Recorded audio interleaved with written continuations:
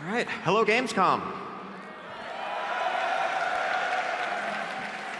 Thank you, Alex, for that great introduction to the Broken Isles and the world of Legion. And I want to talk a bit about artifacts and class orders that you saw in the intro video, and then we'll move on to talk about dungeons and raids.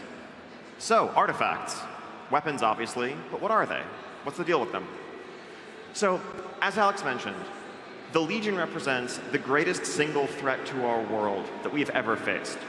And in order to fight this ultimate enemy, we need the ultimate weapons. We need weapons of greater power than any we've ever had before in order to stand a chance. And that's where artifacts come into play. Every single specialization in the game is going to have their own artifact to seek out and to wield and to use against the Legion. So depending on your class and your spec, that will heavily affect the way your story plays out and what you're interacting with in terms of the system. So, well, what are they? How do they fit in? The first thing you're going to do when you begin the Legion experience after the events of the Broken Shore is seek out the artifact for your spec. Follow your destiny and heed that calling to take up this ultimate weapon. And that experience is going to vary depending on what class and what spec you play. So, for example, if you're a Retribution Paladin, you'll be returning to the location of the Broken Shore to find and seek out Ashbringer, where it fell in battle and was lost, so that you can take it up and wield it.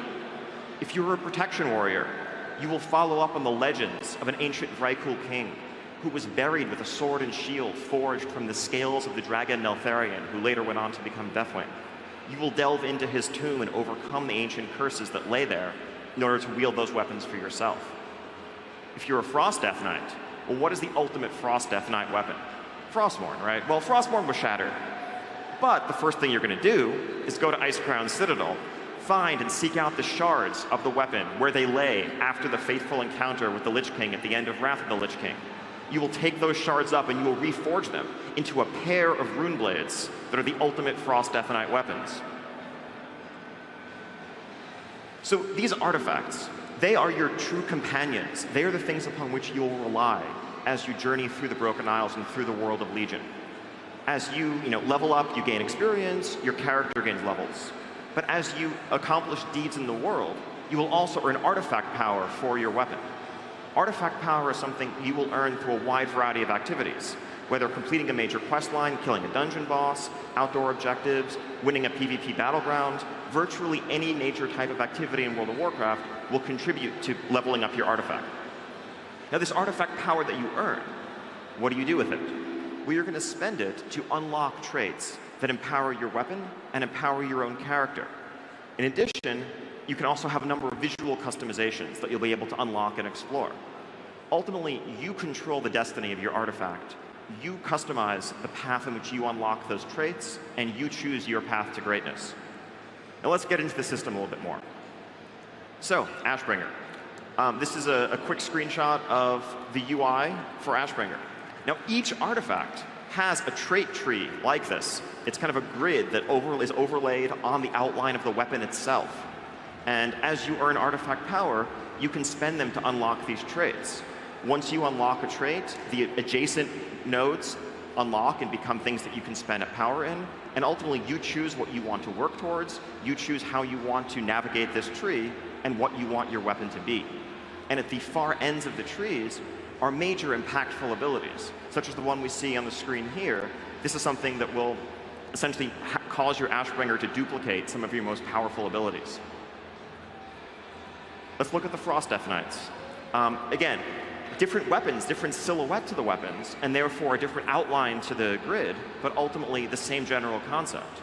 You begin at a central location and work your way towards the things that you most want. As you earn power, spend that power on traits, and unlock powers. Some of these are going to be simple damage increases. Others are things that transform your rotation.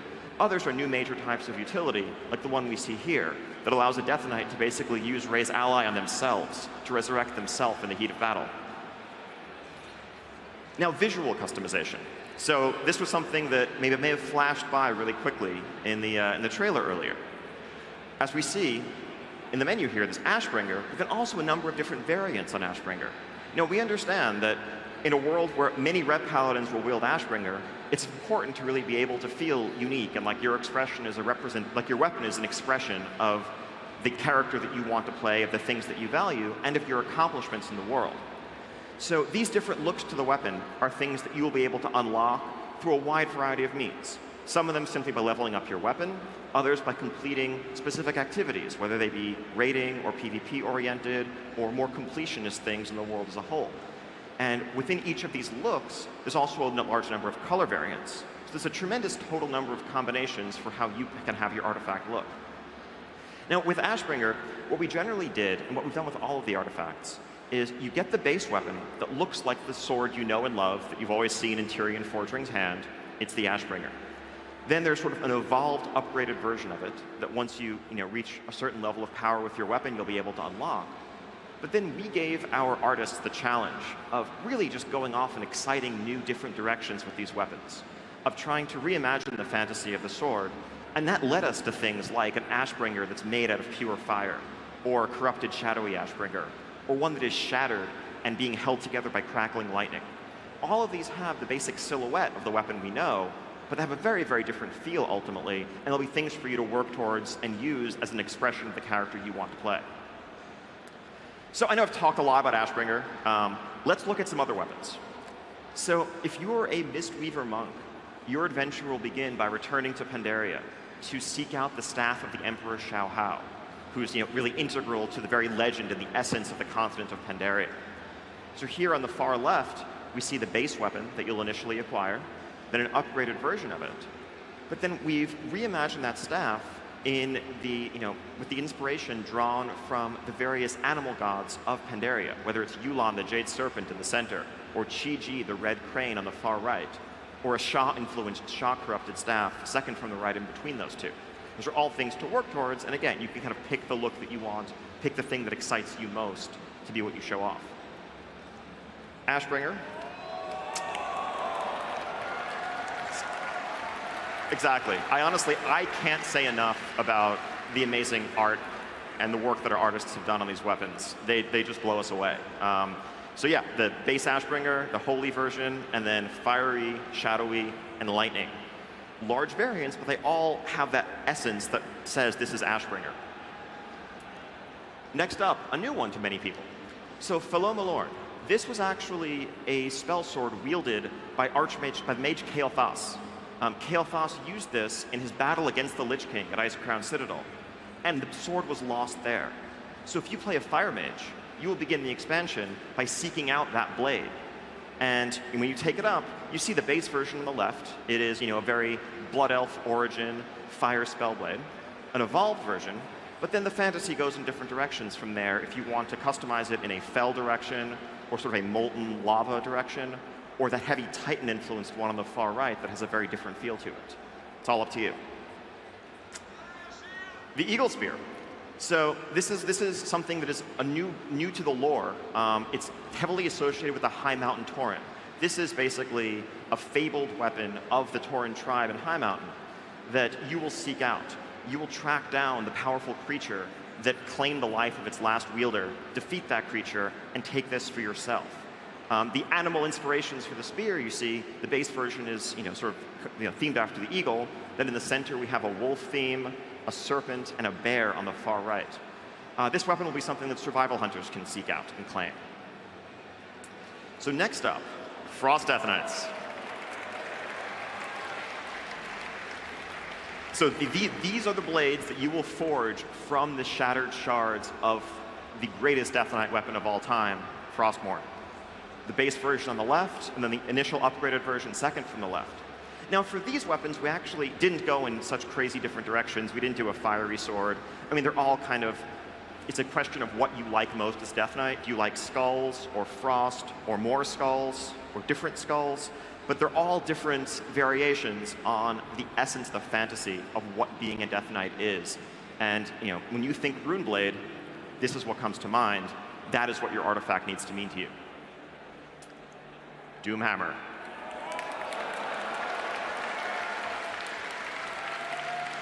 So this weapon will be claimed by Enhancement Shamans. Enhancement Shamans will seek them out and pair this hammer with a pair in your offhand that is made of pure energy so that you can dual wield properly. The base version, of course, the one we know and love that we've seen Thrall carrying around for so long, and then various variants of it. The fell version in the center, a fiery one to the right of that, and then a magical crystalline one on the far right. All the essence of Doomhammer, but different fantasies to explore. Let's see, what's up next? So, Feral Druids. So, Feral Druids can seek out the fangs of the first Nightsaber. And on the far left here, we see a Druid with the base initial artifact that just claimed it. He's like a level 100 Druid. He's been playing the expansion for an hour or two. In the middle, we see a Druid with the upgraded fangs of the first Nightsaber. He's been playing for much longer. He's attained a more powerful artifact. On the far right side, we see a Druid with spectral fangs of the Nightsaber, and it's a totally different look of the weapon. I mean, you can see how awesome the weapon is, right? Oh, right, yeah.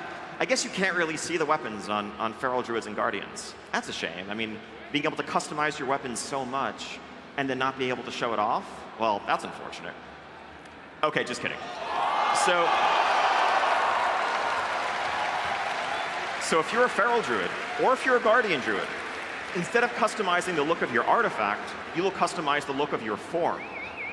So on the left, here we see a Druid with the base fangs for the first Nightsaber. On the right, that spectral variant. Now, of course, there's many different color variations on each of these, and more entirely different models that we just couldn't fit on this slide, but there'll be the same number of variants as every other class has. So that's something for Feral Druids and Guardian Druids to look forward to. Oh, and by the way, yeah, on the last slide, that was an updated high-res version of the base cat form, in case you were wondering.